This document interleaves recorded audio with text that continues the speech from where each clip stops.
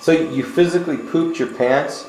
Yeah, I physically shit my pants. And you continue to grapple with Ken Shamrock with shit in your pants? He's done it to quite a few other people too. I ain't gonna name names, but there's about half the Lions Den guys out there who's done it too. I think I just am the one that admits it. Now, would you call that tough love, or what the hell is that? It's just the way he chokes, man. He squeezes you so hard with his legs when he chokes you. I mean, especially a little guy like me, you know. He gets that forearm around my neck. What the hell am I gonna do? And then he squeezes my ribs, and when we lose consciousness, and like in Lions Den, when we get caught in chokes by each other, we don't tap. Because you fight your way out of it and get out, or you get put to sleep. So when you go to sleep, you lose a little bit of your body function. You just go out and he squeezes so hard right here that he literally squeezes the shit out of you. And that's what happened when you grappled him that time? Yeah. I didn't even know at first. You know, I woke up and then when we wrestled for a minute, I could feel it and got kind of cold after a while.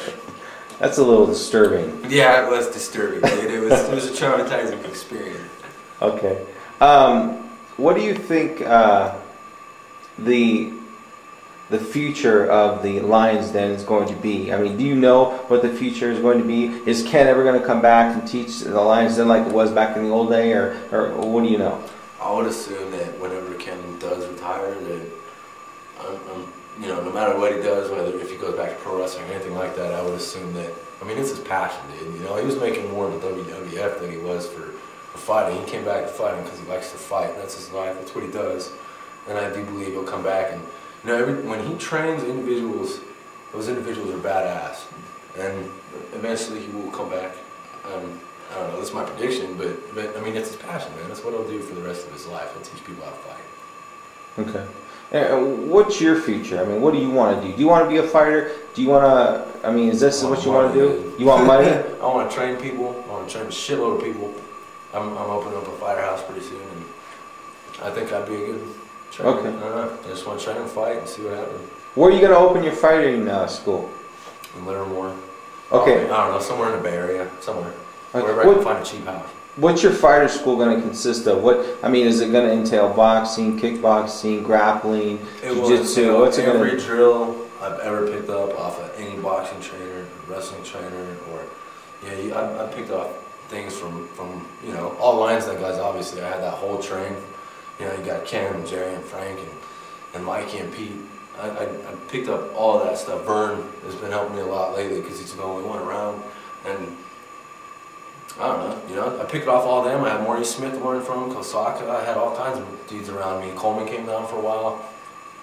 It's going to consist of every single drill that I've ever learned. I'm going to make them do it at least twice a week. You know, a shitload of boxing and wrestling. It's the only way to get your endurance up, weightlifting, everything. Okay. Well, how many guys would you like to have in your school or in your house? Man. In the first house, I'm getting like a 4 or 5 bedroom. I'm going to pack them into the room. I really don't want to pack them too much deeper than that. Maybe, you know, like the newer guys, I'll make bunk up or something like that, like 4 room, like the military.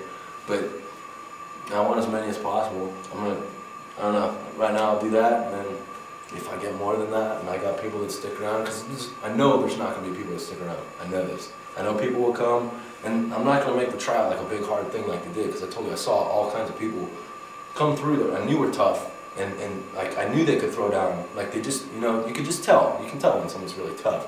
But they just failed on physical things. The squats killed people, you know? I don't know.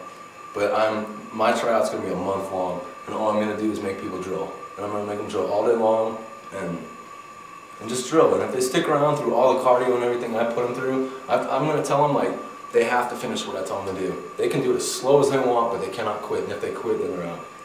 Okay. Why don't you tell us about the first time you ever met Mark Kerr? Tell us that story.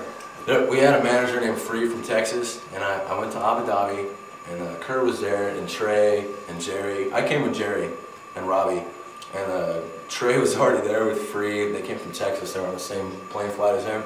And they're like, hey, you want to meet Mark Kerr? You want to come over here? They had Mark Kerr come up to me, and it's like, oh yeah, nice to meet you. I don't know if I want to fight you or if I want to fuck you. And I was just like, it's Mark Kerr. They all got a kick out of that, though. That was pretty funny. Now, was he talking in a normal voice, or was he talking in homo voice? No, yeah, he's got the homo voice down.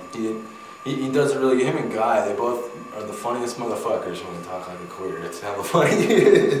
It's just like, you know, it's the last thing you'd expect out of them, and they're like, "Well, stop it, hey!" Like, they just got it down. Okay.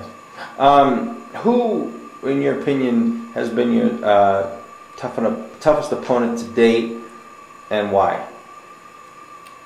Nick Earl, because I threw everything I had at him, and he took it, and he came right back and shoved it in my face. So I'd have to say him. Nick Earl? Yeah.